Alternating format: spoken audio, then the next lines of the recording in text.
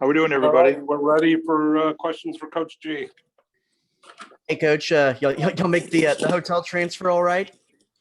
We did. It was reasonably painless. We had a little bit of time to kill, and I guess it was fortunate that our bus broke down, so we were able to kill that time. But that's the way it goes. But it broke down while we were over at the stadium, and so it wasn't like being out on I-40, so it worked out okay for us.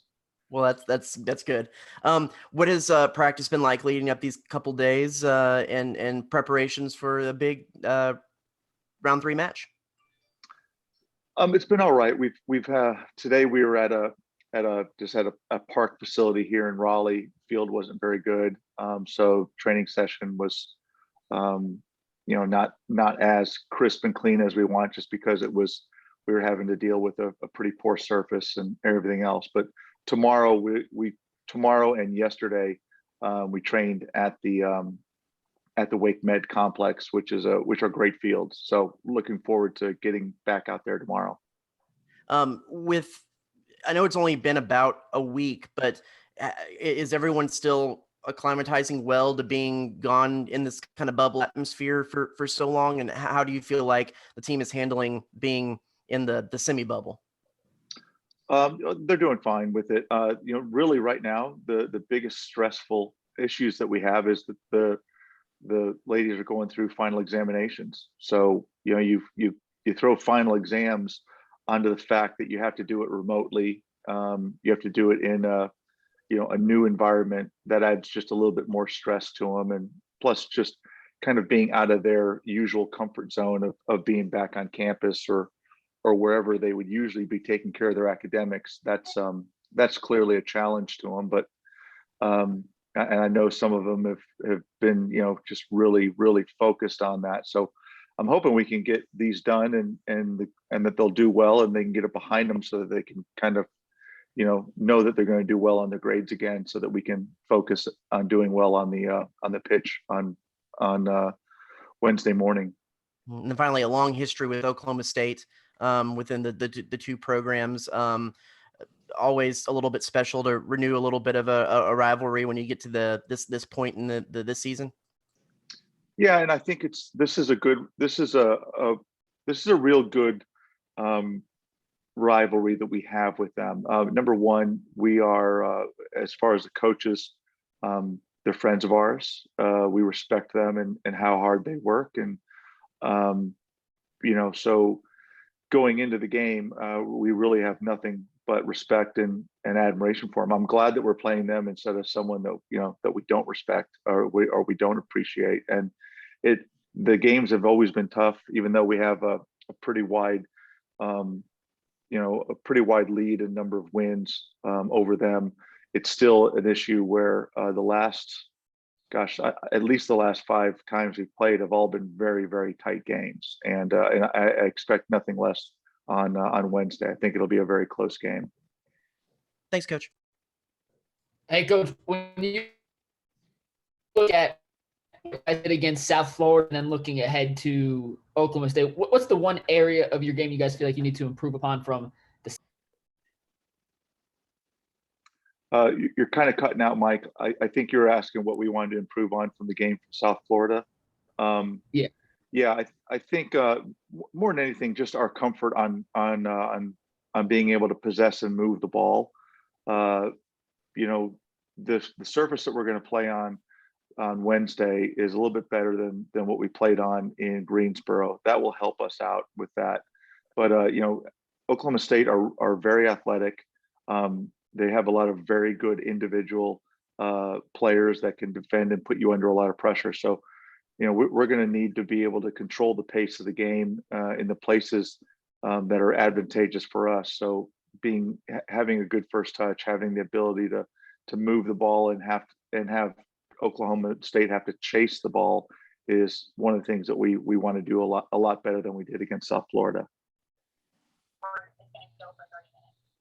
Coach, kind of going off that, I mean, it is a historic rivalry, but it has been a while since you've played them. But what about Oklahoma State this season, kind of what are you looking for? What are the challenges they present to you guys?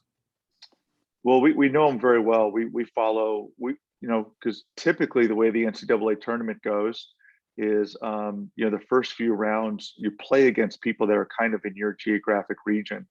And so, OSU is always one of those teams that we could face. And again, they're friends of ours. So, you can't kind of keep track of how things are going. We keep an eye on what's going on in the Big 12 just because we're surrounded by Big 12 teams.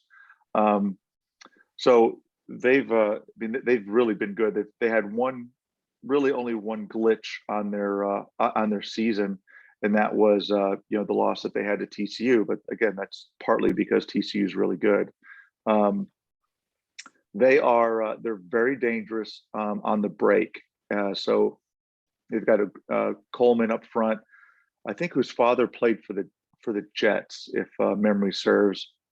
She's a great athlete, tall, lean, has a great change of pace, and she's someone who can turn and go all by herself. And she did that in the game, in the second round game for them, when they played South Alabama in the second round, and I think a lot of us thought it was going to be a pretty close game.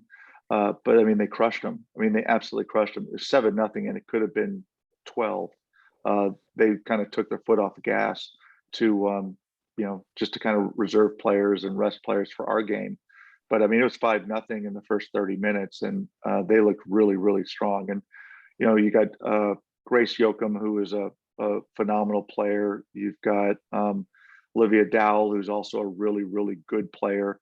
And their defenders are athletic and tough, and so they're always a hard team to play against, just because they match up so well against their opponents. And that'll be one of the things for us is, can we break down a team that's organized and very athletic? The good news for us is that we play in a league that's the MO of our league. So it's not something that we haven't seen before, but it will definitely be a big challenge for us. Awesome. Thank you, Coach. Sure.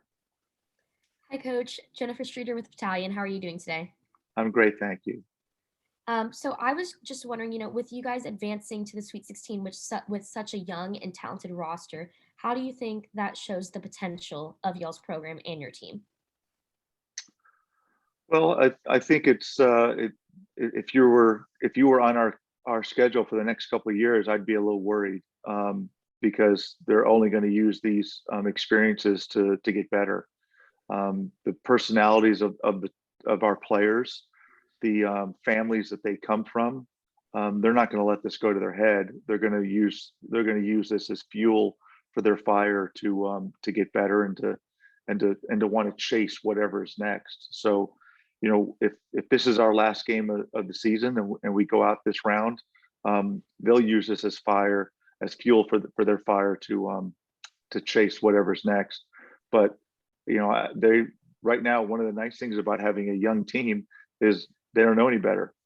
They're here to win, and they've been winning, and so that's the habit that we're trying to create for them, is that they can go into any situation at any site and find a way to win and do it with their young teammates. Like I said, 8 underclassmen in our starting lineup.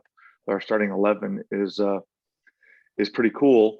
They know what they know. They don't know what they don't know. And, it's really, I'm telling you, we're having a lot of fun with just working with this team and being with these people, because they're really, really special. Thank you, Coach. Good luck. Sure. Any other questions for Coach G? All righty, we got Karlina Sample on here too. Hey, Karlina, how you doing? Hello? I think there we go. Hey, I'm here. how I'm you here. doing? Sorry. No worries. Good. How are you? Questions for Karlina? Hey, Karlina, I was talking to Coach a second ago, and what's it like going through finals while in a bubble in North Carolina? It seems like it's probably going to be a pretty interesting situation. Yes, it's very interesting. It requires a lot of discipline and responsibility to make sure you are on top of all your schoolwork. The team has been very good with emailing our professors. The coaches have been very good with working around our final schedule, as well as practices and COVID testing and everything that we have to do while in the bubble. So everyone's been very proactive with just making sure that we're focused on the tournament as well as focused on finishing our academics from the semester. Is it pretty whirlwind? Do y'all feel like you have time to kind of breathe with all that, testing and COVID testing, everything going on, or is it pretty well laid out for you? No, it's been pretty laid out. I think before we got here, we thought it was going to be like go, go, go all the time. But on our days off, we usually just practice, have some COVID testing, and then we have meals. So when we're not practicing or having meals or doing COVID testing, we're usually doing homework or studying or just letting our bodies recover from the next game in order to be ready for Wednesday. I know A&M and Oklahoma State have a pretty long history together. What's kind of Coach been given as the scouting report for them, and how aware are y'all of the history that the two teams have together?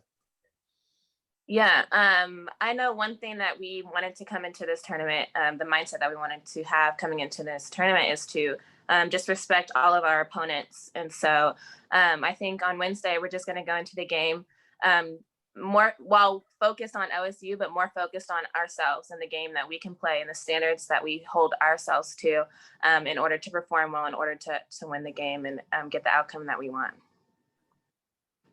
Thanks. Karlina, when you go up against a team that's coming off a game where they scored 7 goals, what's the mindset this back line of the Aggie defense has to have entering this contest? The mindset for the back line, I think going into this game, we just want to, like I said, kind of respect our opponents. So just maintaining that composure that we have, the possession that we have, the confidence of the back line, but also playing hard and maintaining our intensity that we've shown throughout the last games. But yeah, I think it's going to be a good competition.